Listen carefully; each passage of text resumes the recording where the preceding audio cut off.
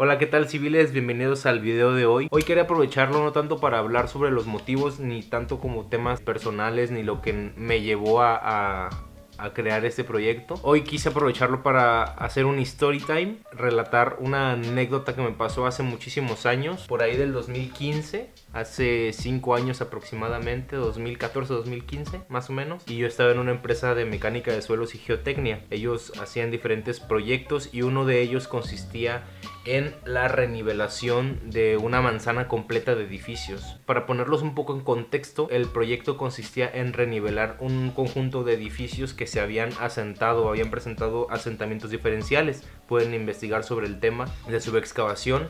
En todocivil.com estamos escribiendo un artículo sobre este procedimiento constructivo. El caso es de que el problema que surgió en este conjunto de edificios es que se asentaron, es decir, se hundieron en el terreno. Presentó asentamientos diferenciales y se hundieron hacia atrás. Se llaman asentamientos diferenciales porque se asentaron de forma diferente. Se fueron hacia atrás, pero no de forma uniforme, sino presentó diferentes profundidades el asentamiento. Pero bueno, el caso es de que entonces empezaron a presentar diferentes fallas estructurales. Nosotros estábamos ahí para resolver ese problema, y la subexcavación consistía en, como lo dice su nombre, realizar excavaciones, realizar el retiro de material por debajo de la cimentación de los edificios. Estos edificios tenían 4 niveles, si no mal recuerdo, de 3 a 4 niveles, y tenían una losa de cimentación que en una sola placa, en una sola losa de cimentación estaban desplantados 3 edificios. Hagan de cuenta que este es el edificio y se fue hacia atrás, ¿no?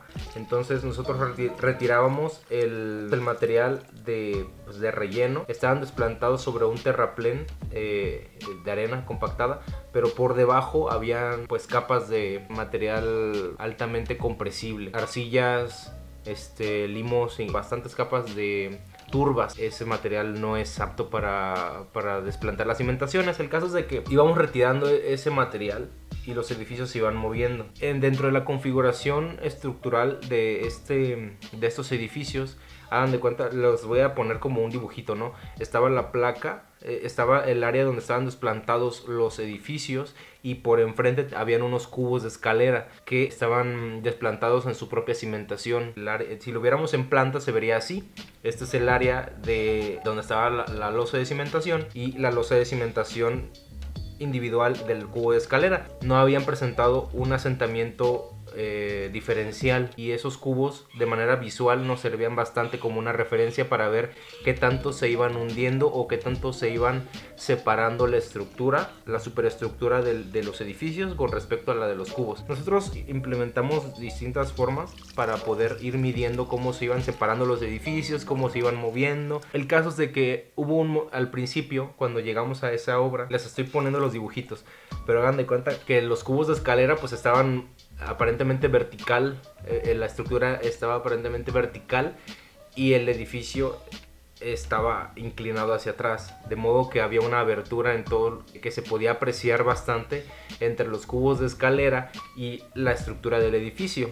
Incluso, y de hecho de ahí viene esta anécdota, tú podías meter la mano de la separación, tú podías meter la mano, los dedos entre esa separación, estaba prácticamente separado. Fue un proyecto muy interesante que quizá yo entré muy joven, o sea, entré a los 21 años. Hasta ahora vengo comprendiendo el valor que había en ese proyecto, desde el área de estructuras y el área de mecánica de suelos y geotecnia. En su momento no lo aprecié tanto, pero ahora que lo veo se me hace un proyecto bastante complejo para la sencillez con la que pudieras explicarlo. De hecho, a grosso modo estábamos recuperando los edificios, estábamos moviendo los edificios. Imagínense el peso de la estructura, ¿no? Era completamente de concreto reforzado. Independientemente de eso, hubo una ocasión, que es la anécdota a la que quería llegar, en la que estábamos ya a la mitad del proceso de subexcavación y los edificios no se movían. Nosotros checábamos diario, yo era el encargado de checar con un nivel fijo, me acuerdo, ponía mi tripié y tomaba medidas de las palomitas acá situadas alrededor de la estructura, y pues aparte, esto es algo del área de topografía, ¿no? Muy simple. Íbamos poniendo en una tabla de Excel como los movimientos que se presentó en el día a día el edificio. Pero hubo un periodo, no sé, quizá una semana en la que el edificio no se movía. Por más que íbamos retirando material, no se movía realmente. Habían variaciones de 1 milímetro, 2 milímetros, o sea, nada prácticamente. Porque podíamos considerar que no se habían movido nada. Hicimos un recorrido para ver qué podía estar pasando, por qué los edificios no se movían. Entonces notamos que en uno de los cubos de escalera con respecto al edificio, en una de las aberturas ya había pegado con el cubo de escalera. La abertura ya se había cerrado, ¿no? En uno de los lados, pero hasta arriba en el piso de hasta arriba no había cerrado por completo. El caso es de que nosotros dedujimos a partir de eso que ya había topado una parte del edificio con el cubo.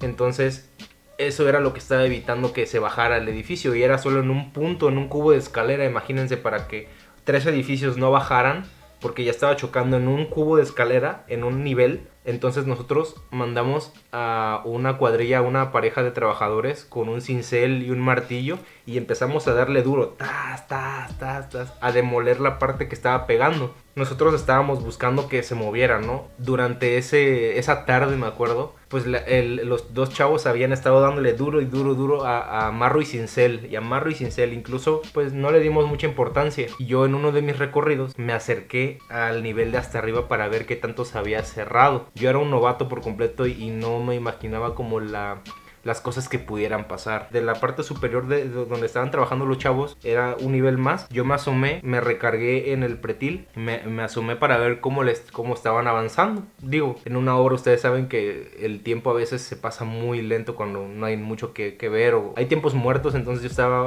pues como viendo qué encontraba, ¿no? Y de repente yo tenía mi mano entre el cubo de escalera y el pretil. Ahí la tenía, me asomé, nada.